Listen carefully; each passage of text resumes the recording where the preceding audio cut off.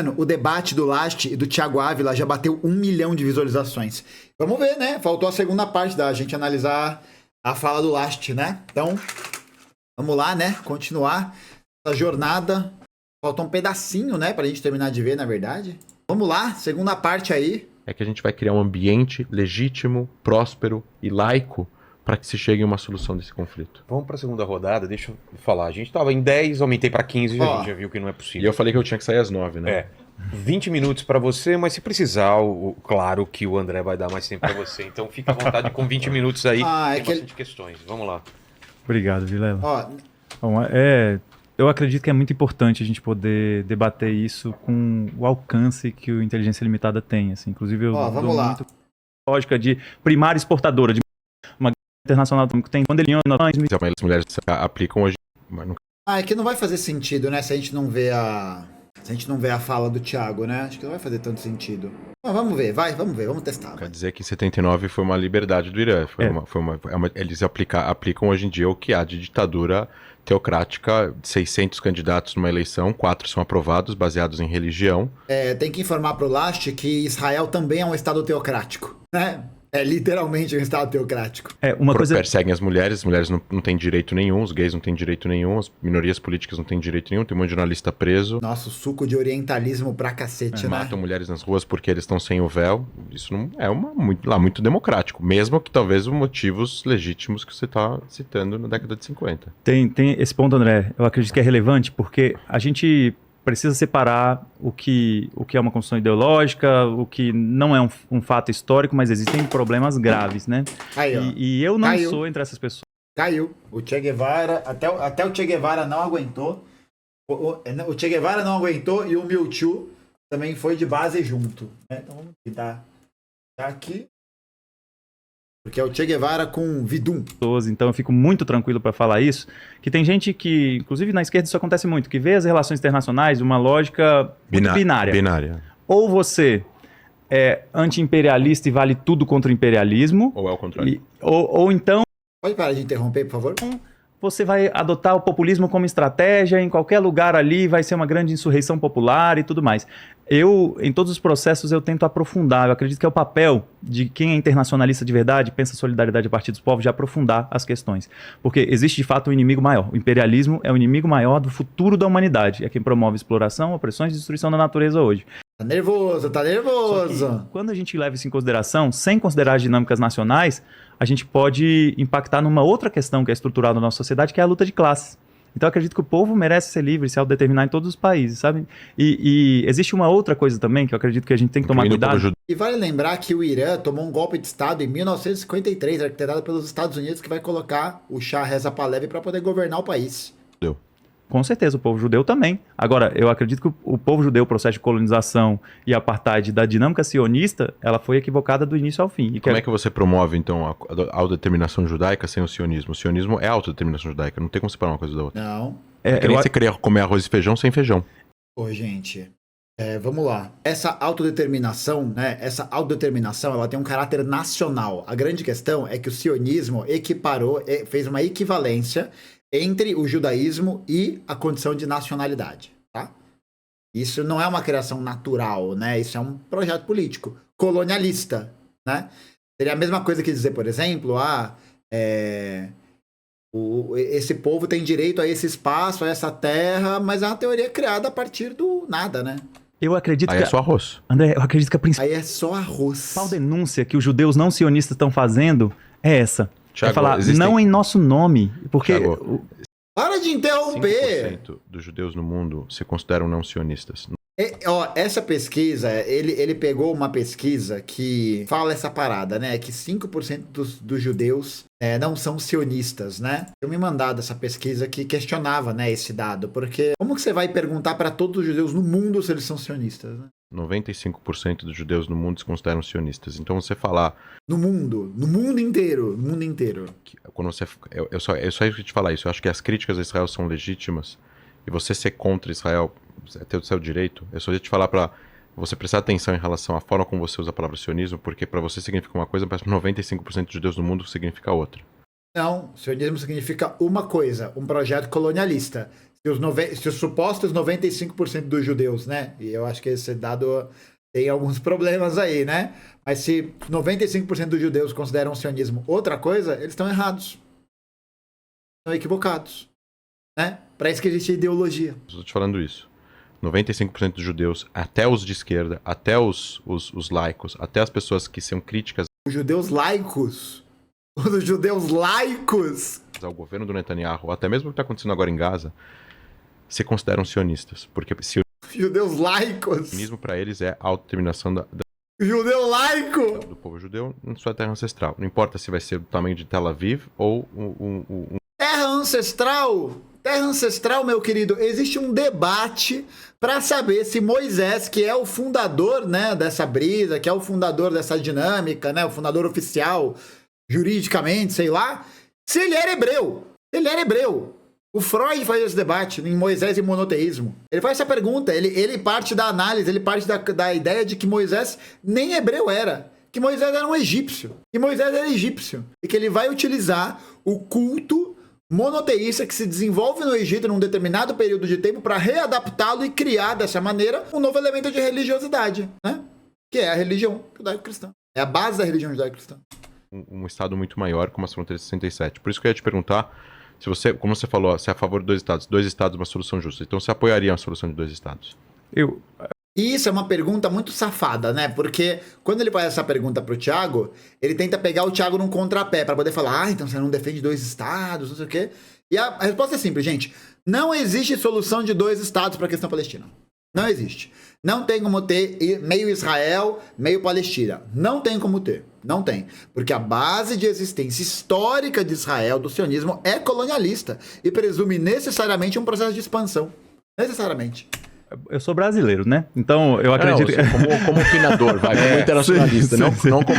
Claro que você não fala em nome dos palestinos, eu entendi isso. Eu tô te perguntando se você aceitaria a proposta de 2 estados. Eu acredito que essa... Se eu aceitaria, eu não tenho nada a ver com esse assunto, mas e aí? A posição do Brasil, por exemplo, porque eu considero uma posição muito digna. Eu considero uma posição muito digna e eu também entendo as pessoas que dizem que isso não é possível, o grau de colonização, então, por exemplo. Então você apoia que Israel exista como lar nacional do povo judeu e a Palestina exista como lar nacional do povo palestino. Você apoiaria essa solução? Eu acredito que essa é uma solução digna. Agora, a solução que eu acredito que é melhor é uma solução que o povo sul-africano encontrou para sair do apartheid, que eu acredito de fato existe o apartheid hoje contra o povo palestino. Estado plurinacional. Não dividir o país. O povo, os dominadores brancos na África do Sul também diziam que entregar o domínio do país para aqueles povos bárbaros vai gerar todo tipo de violação, todo tipo de crime, que eles não sabem gerir, que eles são inferiores, que a cultura é inferior. Diziam as mesmas coisas que Israel. Didi Game Boy, não existe sionismo de esquerda. Não existe sionismo de esquerda. Não existe. Não existe. O que existe de sionismo de esquerda, né, que a gente pode até pensar que foi na época do Ben Gurion, né? Ou que se apresenta como uma alternativa ao Benjamin Netanyahu, em questão de tempo, é atropelado pelo chauvinismo sionista. Não existe sionismo de esquerda, não tem como você ser sionista, tá ligado? E você ao mesmo tempo defender perspectivas de direitos humanos, sabe? Não tem como. Israel diz. Só que no processo de término do apartheid, existia um processo de busca por uma composição do país que se mantém na sua integridade territorial. Eu acredito de fato que uma solução de um Estado plurinacional, onde voltasse a coexistir pacificamente, seria um caminho melhor. Só que isso não pode vir numa dinâmica colonial. Então requer um processo de descolonização, que passa pelo fim do genocídio, que está acontecendo há 11 dias, que passa pelo fim da ocupação militar, que acontece desde 1967, e passa pela desconstrução de uma ideologia racista e colonial, que vem sendo construída ao longo de um século. Estou tentando também entender os dois lados. De uma maneira prática seria como? Isso é legal, Vilela, porque... Eu posso... Tá. Pronto, aí depois eu pego de volta. Pega de volta. Tá. Você falou de solidariedade seletiva, né? Em relação ao número de mortos, as pessoas que estão morrendo e tudo mais. Tem um partido brasileiro que eu não vou citar, porque eu não quero fazer propaganda, nem a favor nem contra. Tá.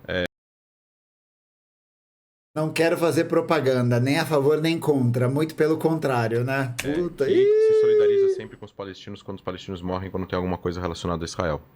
Só que eles nunca se solidarizaram com os iemenitas, com os iraquianos, com os afegãos, com os nigerianos, com os sudaneses, com os nepaleses, mas sempre existe... E eu tô falando de um partido de esquerda, que você militou, inclusive, no passado. Então, assim, a solidariedade seletiva que você está criticando na mídia, aceito a crítica, posso até concordar com ela. Isso não acontece do outro lado também? Não acontece também dentro de alguns setores da esquerda, ou eventualmente até mesmo da extrema esquerda, que se solidarizam, mas não se solidarizam com outros? Por exemplo, pessoas se solidarizar com o colonialismo. E a fita é essa, né? Eu acho que é a gente escapar um pouco dessa ideia de uma solidariedade baseada meramente na moral de uma vida humana, especificamente, né? Porque se a gente para analisar com o recorte moral, né? A gente fica nessa de toda a vida humana importa, né? A gente fica nessa e isso não deixa de ser verdade, mas a gente precisa lembrar que essas perdas, esses processos são oriundos exatamente da política colonialista, tá ligado? Então a gente vai conseguir produzir um tipo de solidariedade ao colonizador, as vidas perdidas pelo colonialismo, sabe? Solidarizando agora, apoiando a Rússia em relação à Ucrânia, mas não se solidarizando, por exemplo, com os ucranianos que estão morrendo. E aí que tá a questão, né? Quando a gente pega para observar a política de Estado da Ucrânia, é uma política profundamente fascista, né? Que reivindica a simbologia fascista, que reivindica heróis fascistas, né? Ou, por exemplo, se solidarizando com os palestinos, mas não fizeram uma menção aos civis israelenses que morreram. Ao contrário também. Em relação ao Sudão, a mesma coisa. Ou, por exemplo, teve alguma nota em relação a Darfur, que teve 800 mil mortos? O que eu quero dizer com isso é o seguinte... Não, exato. O cara estava numa linha da discussão porque ele viu que ia perder. Os judeus... Vai. E aí eu vou bater nessa tecla, que eu acho assim, eu vou bater nessa tecla... E é aquele negócio, né? A mídia inteira fazendo essa referência, né? Esses espaços de solidariedade já existem nos grandes meios de comunicação. Mas não existem espaços de solidariedade, a não ser nos meios contra-hegemônicos, para os palestinos. Essa é a questão. Umas 2, 3 vezes. E eu queria comentar o teu vídeo, que acho que é o que trouxe a gente aqui. Vai. Acho que eu mudei de página sem querer. Você falou 5 pontos, né? Você falou Gaza é a maior prisão de céu aberto no mundo. Sim. Vai, fala que 20 mil pessoas saem de Gaza todos os dias. A faixa de Gaza é uma das regiões... Posso colocar aqui só para o pessoal ver? Não, é que tá aqui, é o que eu preciso... A Gaza, é que eu não vou lembrar de tudo, então deixa anotado. Mas fala então quais são os pontos. Então, os pontos são: Gaza é a maior prisão de céu aberto ao mundo. Eu vou falar sobre esse assunto, depois eu vou para outros pontos. A faixa de Gaza é uma das regiões com maior densidade populacional do mundo e nela moram 2 milhões e 200 mil pessoas numa área do tamanho do plano piloto de Brasília. Então, os dados sobre a quantidade de habitantes na faixa de Gaza são claros porque fazem parte da estatística do PCBS, um organismo da ANP, da Autoridade Nacional Palestina, que desde 2007 não tem controle do território sob a ditadura do Hamas. Então eles publicam apenas projeções e, de acordo com as atuais projeções, existem 2.226.544 milhões de habitantes na faixa de Gaza. De acordo com a mesma PCBS, a população de Gaza era de 1,3 milhões em 2000 e 1,4 milhões em 2017. Se as projeções forem verdadeiras, a taxa de crescimento é muito alta, quase 3% anual. No Brasil, de acordo com o último censo, é 0,52%. Pô, você comparar o crescimento populacional de Gaza com o Brasil, você percebe? Olha aí, mais uma vez, o que o Lasch está fazendo? Está pegando um dado, descontextualizando o tamanho do território, a história, a política, blá, blá, blá, blá, para poder fazer legitimidade, né? É essa a ideia. Eu acho que é um aspecto muito tecnicista, né, dessa galera que vai defender qualquer coisa e fica se ancorando nos dados, né? Como se eles, isoladamente, dissessem alguma coisa. Eles não dizem. Eles não dizem, porque fazer uma análise estatística, você precisa mais do que só os dados. Você precisa entender qual que é o contexto em que aqueles dados estão sendo produzidos, tá ligado? Isso é muito importante. E ele não vai fazer isso, porque a partir do momento que ele faz isso, ele perde a sustentação ideológica do argumento que ele está produzindo. Simples assim. A superfície da faixa de Gaza é de 360 km², de modo que, se acreditarmos nesses dados, que às vezes, que de novo, não são exatos, a densidade populacional era de 3,1 habitantes em 2000, 5,3 habitantes em 2017 e 6,1 habitantes na atualidade. Mas não tem, de novo, como confirmar, porque não tem como fazer o censo dentro da faixa de Gaza e, novamente, a autoridade palestina não controla a faixa de Gaza. Contudo, mesmo assim, não seria uma densidade única, não a maior densidade do mundo. Existem outras muito maiores. A modelo de comparação: a cidade do Rio de Janeiro, densidade populacional de 5,1 habitantes por quilômetro quadrado. A cidade do México, 6,1 e Nova York, 7,1. E um exemplo de Israel, a densidade populacional de Tel Aviv é 7,6. A densidade populacional de Tel É uma cidade lá, a cidade de Tel Aviv é um pouco menor que a faixa de Gaza, né? Um pouco menor que a faixa de Gaza. Aviv é maior que a cidade de Gaza. A média de Gaza é de 17 anos e 70% dos habitantes da faixa de Gaza não viviam lá antes de 48. Foram expulsos para lá por Israel. Então, de novo, em primeiro lugar, é claro que essas pessoas que não viviam em 48, elas não tinham nascido ainda. Existe uma grande quantidade de crianças e de adolescentes, mas acho que seria bom explicar, né, que a maioria dos judeus que chegaram a Israel durante e logo depois da Segunda Guerra Mundial também foram obrigados a emigrar porque estavam fugindo do nazismo ou do comunismo ou dos países árabes, que aí sim teve limpeza étnica. Bom, é que essa linha teórica não é compartilhada por ninguém. Ninguém. Uma parte considerável dos judeus europeus se mudam para a Palestina antes de 48, entre 1911 e 1923, por exemplo, para poder fugir das perseguições que eram realizadas pelos governos dominantes naquela época contra a população judaica. Tá ligado? Então, por exemplo, o Stepan Bandeira, né, era um grande herói hoje na ideologia ucraniana, etc, etc, era conhecido por promover massacres de judeus na Ucrânia, na região ocupada, né? Assim como muitos outros, né? O caso do Piłsudski na Polônia, sabe? Então... Existiam 1 milhão de judeus em países árabes. Quantos tem hoje? E aquele negócio, hoje, vamos ver. Não vou saber te dizer. Não tem 10 mil. De onde ele tirou esse dado? De onde ele tirou essa informação? Em 18 países. É claro, porque agora você vai ter... E é um negócio muito incrível, né? Você vê como o oportunismo aparece ali. O que ele faz? Ele deixa de levar em consideração que a partir da formação do Estado sionista de Israel, você vai ter uma migração óbvia de mais pessoas para essa região, exatamente porque essas pessoas, esses judeus agora, têm acesso a terras. As terras de Israel são terras estatais. Então o Estado de Israel vai lá e distribui essas terras. Claro que você vai ter um processo migratório intensificado. Existiam 300 mil judeus no Marrocos. Quantos tem hoje? Imagino que você tá com esse dado, você vai poder me dizer. Não, não tá aqui na minha frente. Toma! Esse dado eu sei. Coloca. 2 mil. Existiam 200 esse ele sabe! mil judeus na Líbia. Não tem ninguém. Existiam 150 mil judeus na Tunísia. Não tem ninguém. E aí essas pessoas todas foram exterminadas, é isso. Porque é isso que significa limpeza étnica, Last, né? Porque você dizer que tem uma diminuição do número de pessoas e dizer que isso configura limpeza étnica, não, né? Existem 100 mil judeus no Egito, não tem ninguém. Todos esses países... Não tem ninguém. Não é possível que não tenha um judeu no Egito. Não tem um. Atualmente, de uma comunidade originalmente composta por cerca de 80 mil pessoas, restam aproximadamente uma dezena de judeus em todo o Egito. Impulsionaram o grande êxodo. Mas é isso, tipo, com o processo de formação do Estado de Israel, é óbvio que você vai ter um processo migratório, tá ligado? É muito diferente de dizer que os países árabes vão empreender uma limpeza étnica. Não, a galera se mudou. Se mudou porque tinha terra, né? Ele não vai contextualizar isso, claro que não. Eles expulsaram, ou os judeus fugiram por perseguição, ou por serem judeus, ou porque se identificavam com o lar nacional para o povo judeu, no caso Israel. Ou seja, ou as pessoas se mudaram porque queriam, ou porque tinha Israel. Tá ligado? Desculpa. Essa é a limpeza étnica. Se você pega o gráfico de números de... Agora, quantos palestinos... Limpeza étnica, Lacha, limpeza étnica é quando você tem uma política de Estado que visualiza, né, na tentativa de impedir o crescimento da população em questão que está sendo dominada naquela região, né? Então a gente tem um processo, por exemplo, de limpeza étnica que é realizado pelos países europeus contra os judeus historicamente, pela Igreja Católica, por várias organizações religiosas, políticas diferentes. Você tem um processo de limpeza étnica que acontece no colonialismo, né? Inglês, francês, belga. São políticas que vão sistematicamente matando as pessoas, né?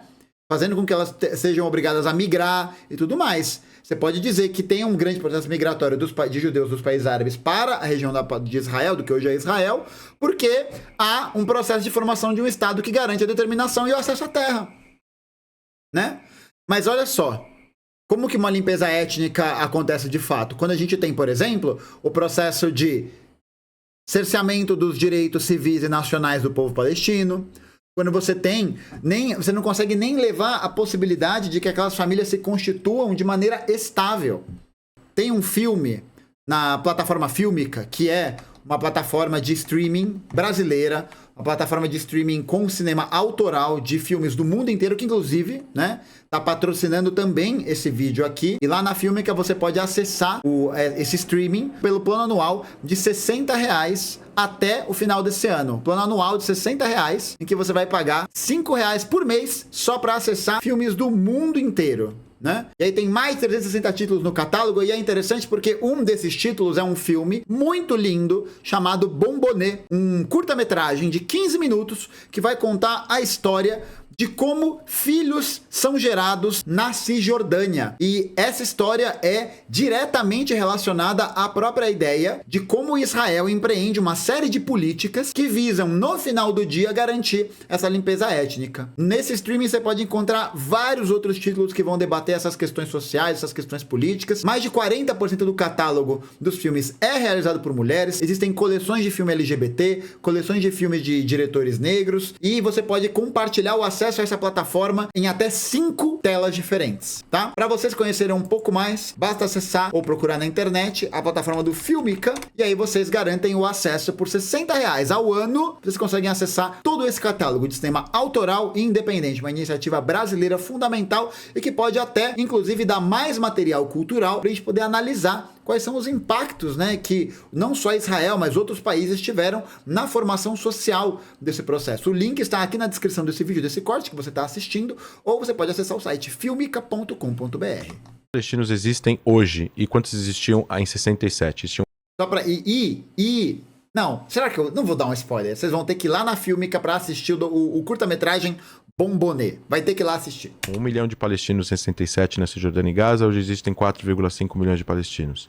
Existiam 300 mil árabes israelenses ou palestinos residentes em Israel em 48, hoje são 2 milhões de árabes. Ele vai falar que não tem limpeza étnica porque o povo palestino cresceu de tamanho. Não tem limpeza étnica, não tem genocídio em número. Nossa, que difícil, né? E nem na prática. Limpeza étnica é uma...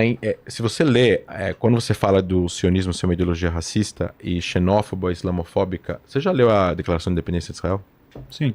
Tá escrito lá, todos os cidadãos serão iguais perante a lei, independentemente de cor, sexo, raça e religião. E é mentira, né? Porque os direitos nacionais só são concedidos a cidadãos israelenses. Porque os cidadãos palestinos precisam passar por uma série de processos e muitas vezes nem sequer recebem autorização para poder exercer a cidadania plena, né? Não existe nenhum lugar em Israel que um árabe não pode entrar. Ou mentira. Que um árabe não pode fazer alguma coisa porque ele é árabe e vice-versa. Mentira. Você precisa de uma série de autorizações para poder entrar em Gaza, entrar na Cisjordânia, fazer trânsito em determinados locais. Isso é mentira. Então, assim, desculpa, mas se Israel é um país que foi criado para ser o lar nacional do povo judeu, e muitos palestinos e árabes apoiam isso, inclusive... Muitos. Quantos? Muitos aí, pô. Com ferrenhas críticas a políticas israelenses, com ferrenhas discussões e desacordos com as políticas israelenses, mas que não são contra, conceitualmente, a existência de um lar nacional para o povo judeu em sua terra ancestral, eu acho que esse é o meio do caminho. Esse é o mesmo denominador comum. A forma como você coloca, e eu não vou entrar na tua visão de mundo, porque eu acho que a gente já teve. Eu acho ela legítima, não posso não concordar com algumas partes do que você traz. E é muito bom, né? Porque ele fala, eu não vou entrar na sua visão de mundo, né? Em nenhum momento o Thiago fala especificamente do Last, mas o Last fala o tempo todo do Thiago. Acho muito bonito o teu amor pela forma como você traz em relação a... Principalmente a parte da natureza e a parte da destruição da natureza. Tua visão de mundo, né? Visão de mundo, como se fosse uma questão opinativa, né? Porque aí você consegue deixar esses dois lugares em um lugar de equiparação ideológica, né? Equiparação política. Em relação ao que o homem faz, né? Ao ser humano faz da natureza. Mas acho que daí para você trazer essa ideia de maquiavélica de que existe um grande poder por trás, uma marionete comandada por um país só e igual, sabe, ignorando os outros países, o que eles outros países fizeram. Ele não consegue olhar no olho do Thiago, né? E colocando Israel em evidência como se Israel fosse um grande, poderoso país que faz o que faz, independente. Israel é um país de 10 milhões de pessoas, é um país constituído de imigrantes e... É uma potência militar, né? Refugiados. e pessoas que já moravam lá, basicamente refugiados. Judeus refugiados do Oriente Médio, judeus refugiados... Refugiados. Os caras têm acesso ao direito à terra, bicho. Porra. Da União Soviética, judeus refugiados da perseguição do antissemitismo nazista e de outros poderes, esses sim, colonialistas da Europa. Os judeus não eram os enviados desses países, né? Os judeus não eram os ingleses que estavam lá indo colonizar. Um poder Mas não tem nenhuma relação. Nenhuma relação. O fato da Inglaterra conseguir constituir um protetorado e dominá-lo não tem nenhuma relação com o processo colonial judeu. Colonizadores são países que normalmente enviam os seus para colonizar um outro país onde essas pessoas são estrangeiras. Os judeus não eram estrangeiros da terra de Israel. Ah, como assim? Eles não estavam lá! Se você pegar a cultura judaica, a tradição judaica e todas as questões judaicas, os judeus estão virados para onde quando eles rezam? Para o Nepal ou para Jerusalém? Não, velho.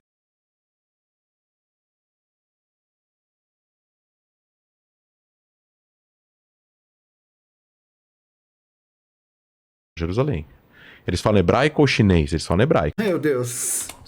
As escavações, as escavações que encontram produtos arqueológicos em Israel, a propor natureza, eles identificam sinagogas ou templos budistas? Sinagogas.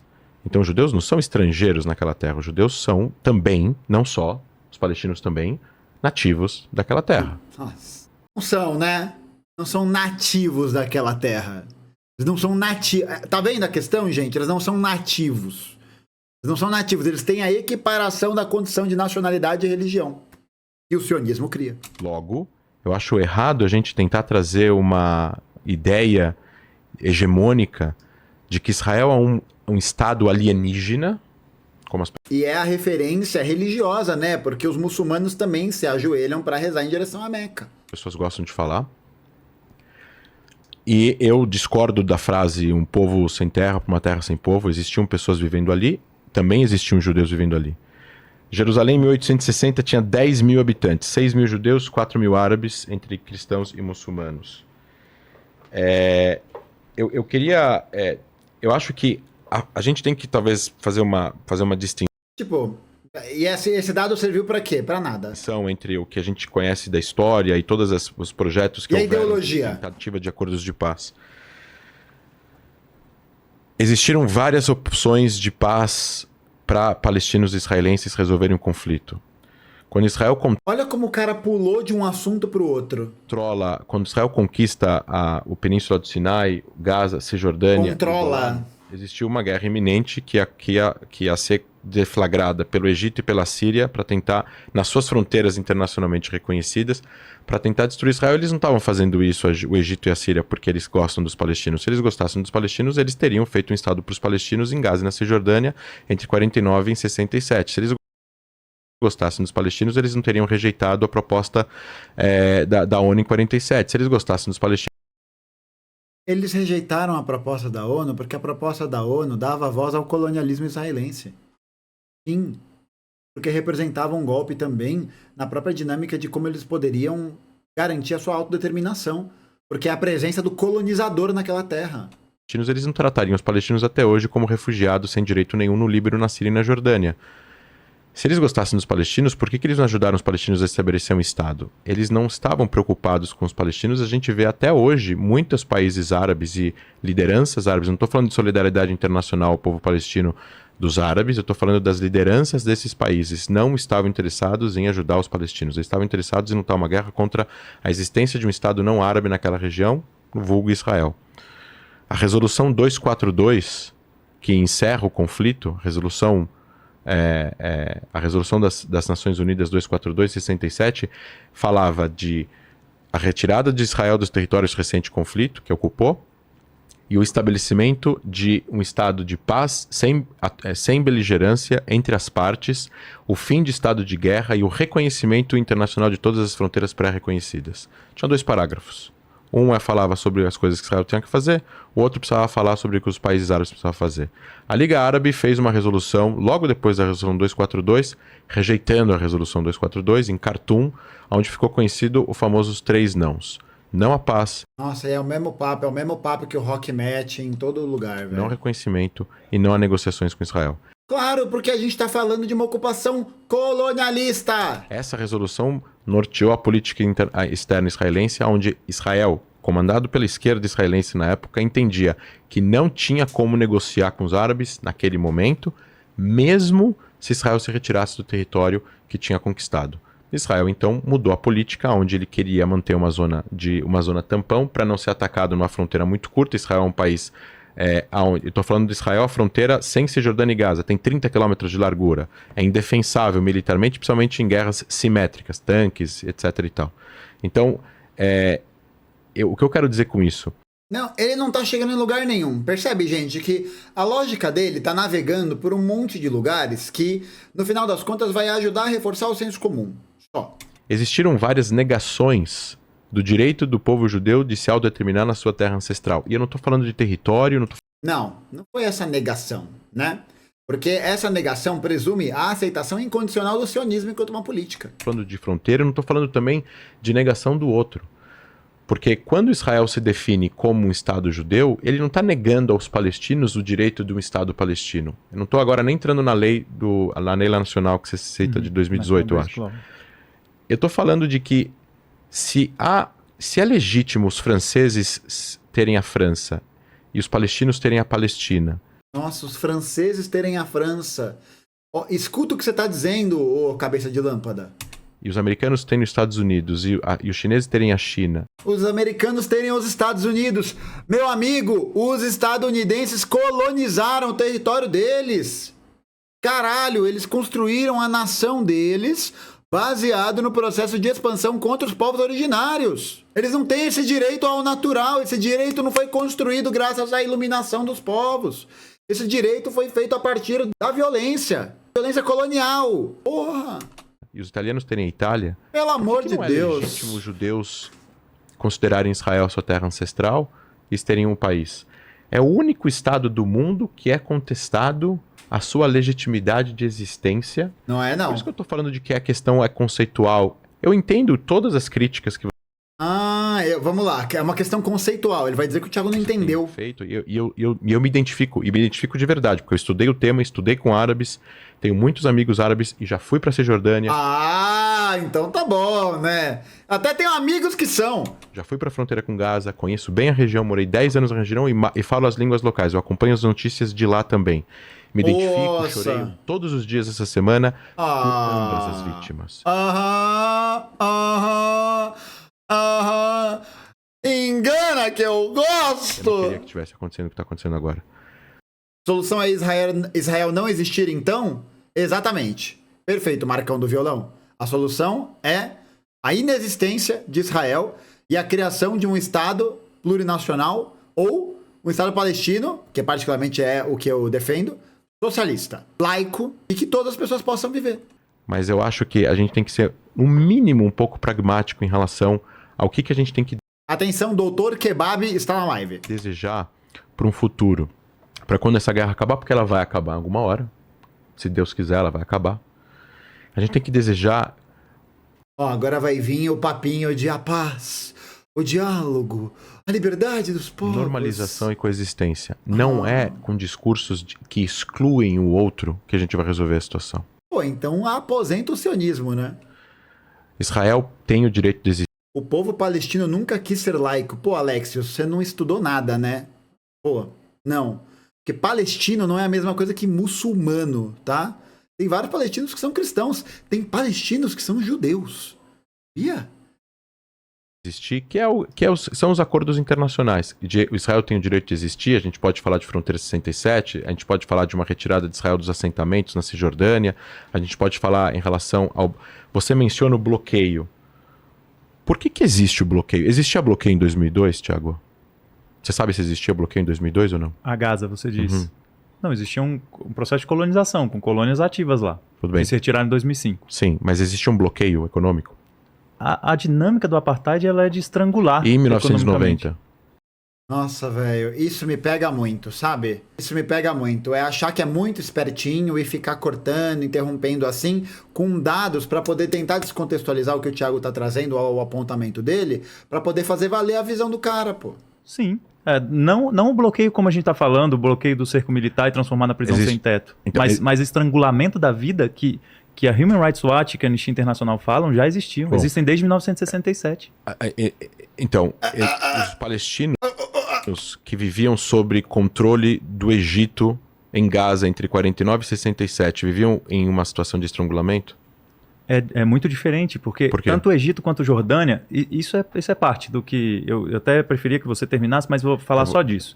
Tanto o Egito quanto a Jordânia, se não estivessem ali naquele território naquele momento, Israel teria tomado tudo no Nakba e não teria nem tido o espaço para 20 anos depois tomar o restante na Guerra dos 6 Dias. Porque ali já era uma invasão de um Estado nacional estabelecido. Desculpa, mas você está ignorando fatos históricos. O Egito, quando entrou em Gaza, ele aplicou uma ditadura militar com toque de recolher durante 19 anos sobre os palestinos. Quando Israel conquista Gaza do Egito, ele constrói hospitais e escolas. Que bonitinho. E agora... Não, mas é perfeito, né? Porque agora Israel tá destruindo hospitais e escolas, bombardeando hospitais e escolas, para eles construírem mais hospitais e escolas, né? E assim, né? Assim vai, né? Assim vai. Olha como eles são legais, né? Ele não aplica o bloqueio, ele não aplica um toque de recolher e uma ditadura militar. Não, ele nem precisa, né? Ele não precisa colocar um toque de recolher. Ele basicamente cerca Gaza com um muro, deixa ela toda murada, entrada e saída só pode ser feita a partir da autorização do exército, você vigia os mares, você vigia o ar, pronto, acabou, porra. Acabou. Como o Egito, outro país árabe muçulmano, aplicou sobre a vida dos palestinos por 19 anos. Não tinha nem saneamento básico construído em Gaza nos 19 anos que o Egito controlou Gaza. E ainda não tem, né? E ainda não tem. Isso só começou a ser construído quando Israel ocupou Gaza. Eu não estou justificando a ocupação de Gaza. Não! Eu estou falando que é muito diferente o tratamento que o Egito deu para os palestinos durante esses 19 anos e o tratamento que Israel deu aos palestinos. Pergunta para os palestinos o que eles acham, se eles preferem Israel ou Egito. Entre 67 e 95. Eu não estou entrando agora no mérito da ocupação militar em si, que pela lei internacional justificada, Israel foi atacada, teve um estado de beligerância. É ao contrário! O povo palestino, segundo as próprias tendências mundiais, tem o direito a se defender porque está sendo colonizado desde antes de 1948 para poder fazer esse processo. Quem é o atacado são os palestinos. Fecharam suas fronteiras, fecharam o mar. A gente não pode ignorar todas as convenções internacionais. Não adianta a gente falar de lei internacional. Mas aparentemente Israel ignora todas as convenções internacionais ao aprovar a colocação de assentamentos na Cisjordânia, né? A criação de políticas de segregação ilegais, né? Quando é conveniente, quando não é conveniente, a gente não fala de lei internacional. Existia um estado de beligerância perante a lei internacional. Israel fez um ataque preventivo legal perante a lei internacional. Não fala mal do Rui Cabeção, pô. Não tem como comparar o Rui Cabeção, grande lateral esquerdo, com esse daí, pô. Não tem como. O Egito ia atacar Israel, ele fechou a saída do mar de Israel. Isso não é estrangulamento? Isso é estrangulamento. Os navios de Israel com importações de comida não podiam entrar no porto de Eilat. Isso também é estrangulamento. Comparável, né? Então, assim, o que eu quero dizer com isso? Não adianta. Ataque preventivo é muito bom, né? A gente vai atacar preventivamente antes da gente seguir. Lateral direito, desculpa, Rui. Se a gente tentar ganhar todos os argumentos, a gente precisa tentar assumir um pouco também Ué, você tem que querer estar errado, Thiago. De opções de que existem coisas que ambos os lados fizeram errado. Eu não vejo você assumir uma coisa que os palestinos fizeram errado.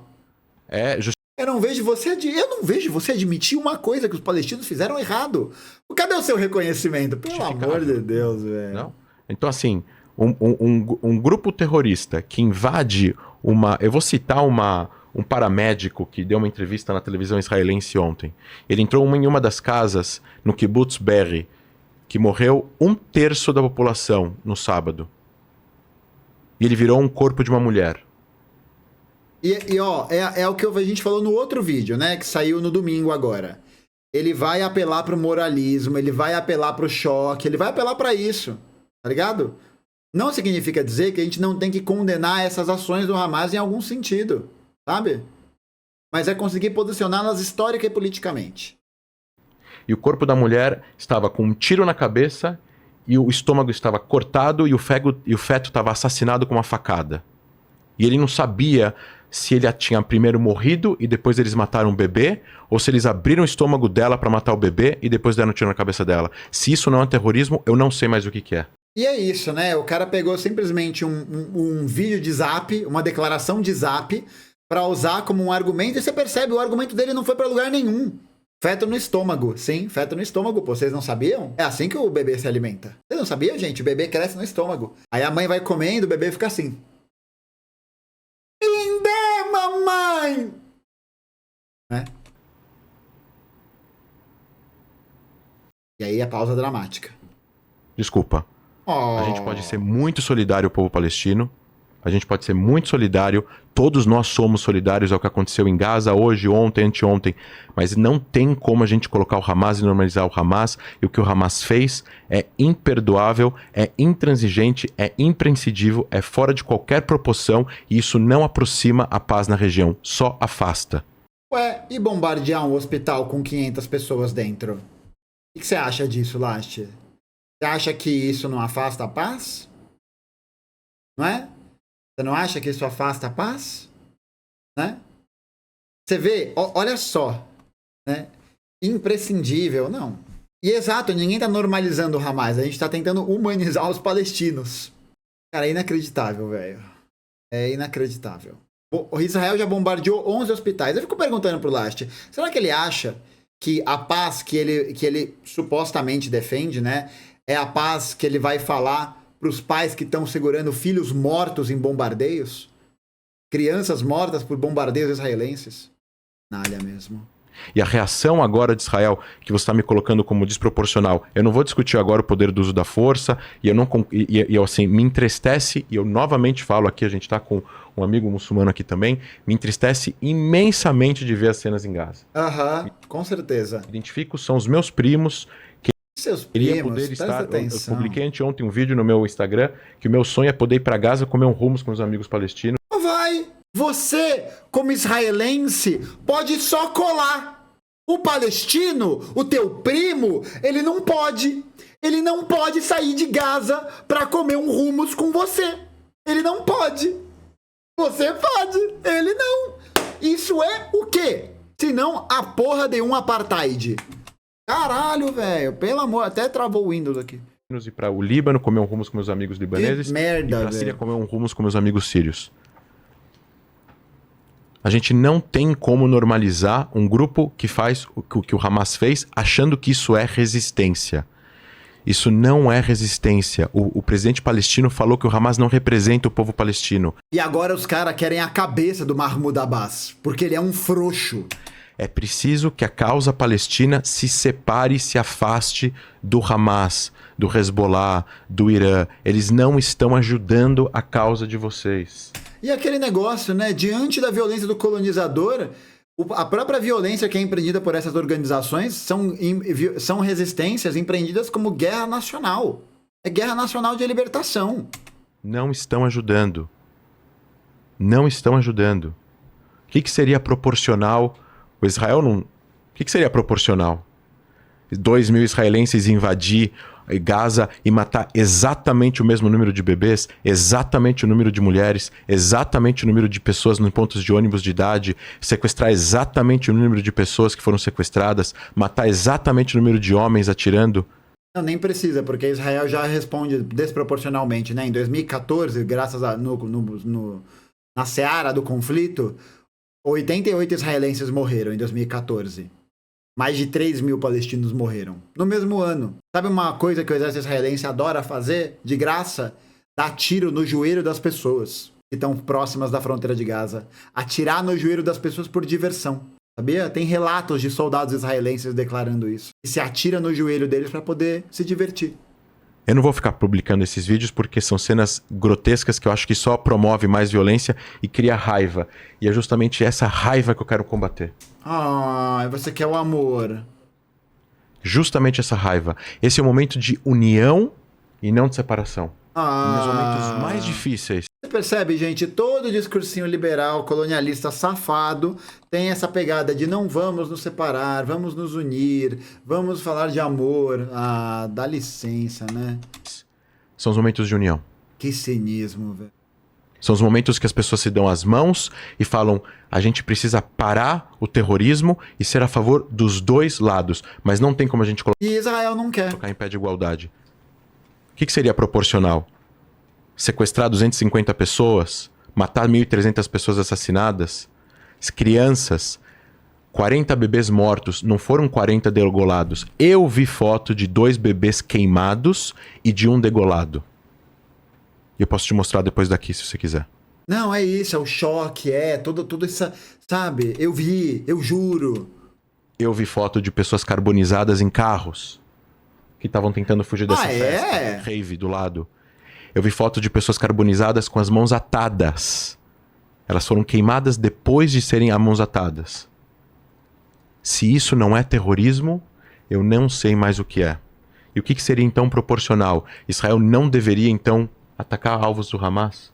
A gente não consegue entender que isso é um plano premeditado do Irã para combater a existência de Israel, matar judeus num dia mais... Entrou no modo, hein? Entrou no modo, papel alumínio, aí foi, né? Aí foi. Foi embora, né? Aí foi.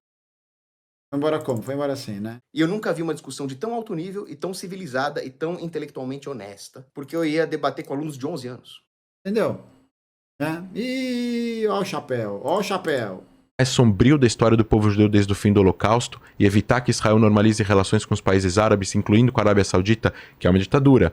Mas é justamente isso que é ajudar a causa palestina. Quanto mais estados árabes terem relação com Israel, mais eles vão ter uma leverage. Alavancagem. Mais eles vão ter alavancagem para pressionar o governo de Israel de fazer um acordo com os palestinos. Sim, é sempre assim, né? É sempre desse jeito. O colonialismo funciona bem assim, né? Basta os países terem relações para poder negociar, né? Só que essas negociações, gente, elas sempre vão pender pro lado de Israel. Porque Israel é quem tem recurso para poder conseguir articular qualquer coisa. É o que a gente falou da outra vez. O que o Lash defende é a paz nos termos de Israel. Mais relação econômica eles vão ter com Israel. E mais Israel vai ter que aceitar as exigências do mundo árabe. Se tiver, agora são 5 países árabes que têm relação com Israel. Quando tiver 10 países árabes, são 10 países tendo relações comerciais com Israel. Eles vão ter muito mais alavancagem. Eles vão poder representar os interesses palestinos na mesa de... Se fosse assim, gente, se isso fosse verdade, todos os países do mundo teriam amplo espaço para poder negociar, por exemplo, com os Estados Unidos. Porque os Estados Unidos é um país que mantém relações comerciais e relações diplomáticas com quase todo mundo. Tá ligado? É o centro do funcionamento da economia capitalista. É o centro da economia do funcionamento mundial. Agora eu te pergunto, quem que tem a maior possibilidade de colocar pautas nessas discussões? São os países que são aliados dos Estados Unidos? Ou são os Estados Unidos? Que definem, basicamente, todo tipo de acordo, todo tipo de doutrina, todo tipo de questão, porque eles têm mais poder político, eles têm mais poder militar. Entendeu isso? Tem mais poder militar. Eles têm mais moeda de barganha. Não interessa se 200 países do mundo se relacionam com os Estados Unidos, se esses 200 países do mundo estão inseridos numa dinâmica em que eles dependem economicamente daquele que tem mais poder. Não adianta, é a mesma coisa com Israel. Num caso reduzido. De negociação, que por enquanto o mediador é só os Estados Unidos e são olhados pelos palestinos como com desconfiança, com razão, porque os Estados Unidos é muito mais pró-Israel do que pró-palestino dentro da mesa de negociação. Eles eram contra isso e eles conseguiram, as relações foram congeladas. O processo de paz entre Israel e Arábia Saudita foi congelado por enquanto. Eu acho que vai retornar no futuro próximo, mas foi congelado. Isso não ajuda a aproximar os lados. Até 3 meses atrás, o número de palestinos que podiam entrar em Israel para trabalhar era de 80 mil pessoas. Tinha subido gradativamente nos últimos anos. Era 20 mil, subiu para 40 mil, subiu para 80 mil. 80 mil pessoas, gente, só em Gaza, num universo de 3 milhões. De 2 milhões de pessoas. 80 mil pessoas têm autorização para sair para trabalhar. 80 mil de 2 milhões. E 80 mil pessoas, exatamente, 80 mil pessoas com autorização para trabalhar. Trabalhar. Não viver. Trabalhar. Servir. Produzir. Vários palestinos estavam trabalhando em Israel. Parte desses palestinos que trabalhavam em Israel participaram do atentado.